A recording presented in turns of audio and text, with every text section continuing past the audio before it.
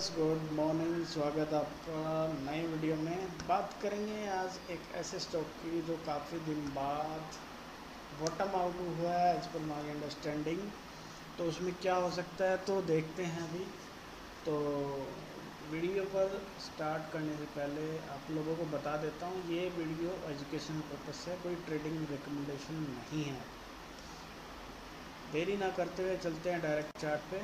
तो अगर आपको टाइम से नोटिफिकेशन चाहिए तो चैनल सब्सक्राइब करोगे तो आपको टाइम से क्या आते रहेंगे नोटिफिकेशन, और आपको हर चीज़ आपके पास टाइमली अपडेट मिलती रहेंगी। तो इस स्टॉक के बारे में क्या फ्यूचर है, तो सबसे पहले चार्ट को देखेंगे, फिर करते हैं बात आगे की।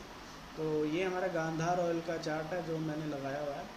तो काफ़ी टाइम बाद स्टॉक ने एक इंडिकेशन दिया है, जो हमारी स्टडी है उसके हिसाब से। तो कंटिन्यूस डाउन ट्रेंड में चल रहा था काफ़ी दिनों से स्टॉक। आप देखोगे जब से इसका आईपीओ आया था 2023 में, कंटिन्यू गिरावट में स्टॉक था। अब ऐसा क्या हुआ स्टॉक के अंदर, स्टॉक क्या था भाई, सभी कंपनियों के फंडामेंटल होते हैं। तो स्टॉक ने क्या किया, करेक्शन में एंट्री लिया। तो मतलब कि अभी मेरे तरीके से देखोगे तो ये 115 का लो है एज पर माई अंडरस्टैंडिंग। ये बॉटम है स्टॉक का, इन फ्यूचर ये टूटना नहीं चाहिए एज पर माई अंडरस्टैंडिंग। तो बात करेंगे कि ऐसा क्या है स्टॉक के अंदर। ये बॉटम है इलेट वेव के हिसाब से।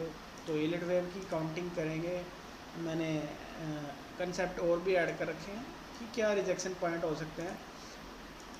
देखो सिंपल लॉजिक, अभी करंट प्राइस पे अपर सर्किट लगा हुआ है स्टॉक में 283 पे। तो यहाँ पे एक नंबर है 301 का, काफ़ी स्ट्रॉन्ग नंबर है 301289 इस प्राइस। यहाँ पे पॉसिबिलिटी है कि अगर फ्लैट ओपनिंग करेगा यहाँ पे तो रिजेक्शन लेगा। अगर इसके ऊपर गैप अप से जाता है तो फिर भाई फिर ये सपोर्ट का काम करेगा। तो एंट्री का करनी चाहिए। तो सिंपल है भाई, यहाँ पे मैं जो पढ़ रहा हूँ कि ये वेव 1 चल रहा है, उसका डेवलपमेंट हो चुका है वेव 1 का, उसके पार्ट हैं। तो क्या चल रहा है, थर्ड चल रहा है। हो सकता है यहाँ पे कहीं 10-12% का फॉल आए और फिर नया हाई लगे। तो आप लोगों को अभी घुसना नहीं है इसमें, आप लोगों को बता रहा हूँ क्या करना है। अब याद रखना कि भैया यहाँ से सबॉर्डिनेट 1 2 और ऐसे करके 3 4 बनाए। अगर ये लो काट देता है तो मतलब कि आपको इन्वेस्टमेंट प्लान का फिर मौका मिलेगा। कहाँ पे, यहाँ कहीं जोन पे हो सकता है 170 150 इस जोन में आपको दोबारा से मिल जाए। लेकिन उससे पहले एक सपोर्ट ये है कि 230 का जोन है, बहुत बढ़िया है। 225 230 का इनका नंबर है और कुछ कन्फ्लुएंस है। तो अगर प्राइस यहाँ से आ रहा है तो इन्वेस्टर को क्या करना चाहिए भाई, यहाँ तक का सोच के पोजिशनल ऐड करनी चाहिए कि भाई हम लॉन्ग टर्म ग्रोथ में जाना चाह रहे हैं। तो क्या होगा, ये ही पॉइंट हमारा स्टॉप लॉस रहता है इलेट वेव की काउंटिंग में। यहाँ पे वेव ऑफ डेवलपमेंट हो गया 257 के ऊपर। तो इलेट वेव में यही बोल रहा हूँ कि भैया 1 2 3 4 इस तरीके से डेवलप होगा। तब क्या होगा, 1 वेव फिनिश होगा या 1 डिग्री बोल सकते हैं हम इसको। देन क्या होगा, करेक्शन ज़रूर आएगी स्टॉक के अंदर। तो ये जोन है जहाँ पे इन्वेस्टमेंट प्लान बनाया जा सकता है। और जो नेक्स्ट मूव आएगा उसमें हो सकता है कि और बढ़िया मूव मिल जाए। तो स्टॉकों में देखा गया है कि भाई फर्स्ट नॉर्मल केस में अभी कितनी जा सकता है प्राइस, जो प्राइस की रेंज है करंट रेट से इतनी रेंज है से। लेकिन अगर हम यहाँ पे बाई करें स्टॉक में यहाँ तक की करेक्शन आ जाए तो हमारे को क्या करना पड़ेगा, पैनिक होगा और होल्डिंग में जाना पड़ेगा काफ़ी दिन के लिए। तो हम डिप पे क्यों ना लें। अगर भाई हमारे अंदर ये है कि भाई हम इधर भी ले सकते हैं और इधर भी ले सकते हैं और इधर भी ले सकते हैं, ऐसा प्लान करें तो हम लंबा सोच सकते हैं। तो मैं तो यही बोल रहा हूँ कि अभी तो अवॉइड करना चाहिए कि करेक्शन यहाँ से आएगी उसमें एंट्री करना चाहिए। वो थर्ड वेव होगी, उससे फिर निकलना ही नहीं है, उससे निकलना ही नहीं है। क्योंकि भैया यहाँ से अगर 1 बढ़ के ऐसे कहीं प्राइस आएगा, फिर 3 बनेगा, 4 बनेगा, 5 बनेगा, एज पर बढ़ेगी। ये कोई 2-6 महीने की नहीं, हो सकता है मल्टीपल ईयर्स का टाइम लग जाए। तो एक ये स्टॉक आपको हो सकता है कि अभी तो ये मैं बोला कि भाई 400 जाएगा, कैसे जाएगा टेक्निकल बेस पे भी बताऊंगा और फंडामेंटल के तरीके से भी आप लोगों को बताऊंगा। तो हमेशा क्या होता है, वेव 1 261 मैक्सिमम अप्रोच होती है, तो इस पूरे स्ट्रक्चर का 261 मैक्सिमम अप्रोच प्राइस लीड कर सकता है। वेव 261 का अगर आप यूँ समझोगे कि भैया यहाँ से 261 तक मिनिमम मैक्सिमम जो रेंज है कितना लीड कर सकते हैं। तो अभी देखो 127,406 का लेवल आ रहा है और 261 पे लेवल कहाँ आता है वो आप देख सकते हो कि ऑलमोस्ट 715 का। बट ये सिर्फ वेव 1 की बात कर रहा हूँ, लीड कर सकता है मैक्सिमम अप्रोच बता रहा हूँ भाई। अभी चल भी है वेव, ना ख़त्म हुई तो मैक्सिमम ये होगी। तो गिरावट तो फिर भी आनी है, गिरावट यहाँ से भी आनी है। क्यों आएगी भैया? इसलिए आएगी कि वेव 2 बनेगा भैया। अभी डिग्री 1 बना तो 2 भी तो बनेगा ना। ऐसा नहीं है कि मार्केट कंटिन्यू अपराइट चलता रहेगा रुकेगा नहीं। करेक्शन लेगा मार्केट, वो करेक्शन ही अपॉर्चुनिटी होती है इन्वेस्टमेंट की। तो सिंपल लॉजिक है। लेवल क्या है कि भैया 225 230 का जोन है और नीचे में दूसरा जोन क्या है हमारा 150 से 170 का। इस जोन के अंदर ही हमारे को प्लान करना है। बाकी आपको यहाँ से करेक्शन के पार्ट समझ में आए तो आपको पता लग जाएगा इस तरीके से कि करेक्शन आ सकती है। कभी कंटिन्यू फॉल नहीं आएगा, इस तरीके की करेक्शन भी आ सकती है। हो सकता है ऐसी करेक्शन बने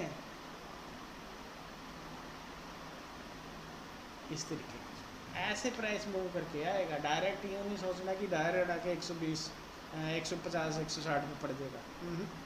इम्पॉसिबल है। जितना टाइम लिया है हो सकता है इसका टाइम पीरियड से 50% ही टाइम ले। ऐसे ही सब चीज़ माइंड में रखनी है। तो चलते हैं थोड़ा सा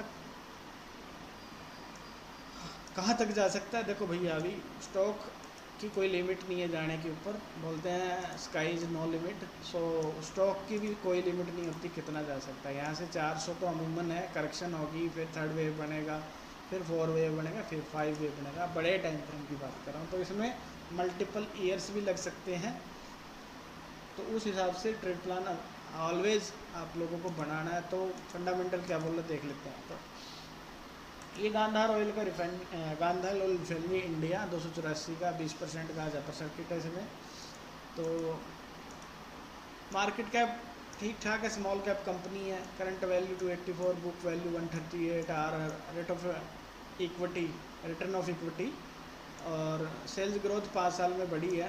प्राइस फ्लो क्या है, कैश फ्लो 21.8। डेबिट कंपनी के पास आप लोगों को दिख रहा होगा है या नहीं है, नहीं है, होगा तो थोड़ा बहुत होगा, 315 करोड़ का, ठीक ठाक है।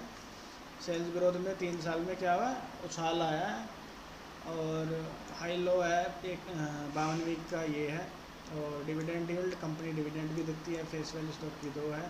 तो कंपनी के पास क्या है, कैश फ्लो है, कैश फ्लो नहीं है कंपनी के पास, यानी कि उधार में खाता चल रहा है, उस तरीके से समझ सकते हो। डिविडेंड पे आउट करती है कंपनी, करती है। इंट्रेंसिक वैल्यू, जब से वारेन बफेट साहब का कंसेप्ट है intrinsic value, stock intrinsic value के नीचे चल रहा है, मतलब वो चीप वैल्यू है, चीप रेट पे मिल रहा है आपको। और बाइंग भी, खरीदारी भी कहाँ करनी चाहिए, हमेशा इंट्रेंसिक वैल्यू के नीचे ही करना चाहिए। आपके चार्ट पैटर्न को समझ के जब आपको रिवर्सल नज़र आए, भाई आपको रिवर्सल पे एंट्री मिलेगी तो आपको पता लगेगा ना कि भाई आप अभी घुसते ही क्या हो गए, अप ट्रेंड में एंट्री हो गई। जब आपको पता ही नहीं है कि ये अप ट्रेंड है या डाउन ट्रेंड है तो क्या करोगे, आप फंसोगे ना हर जगह।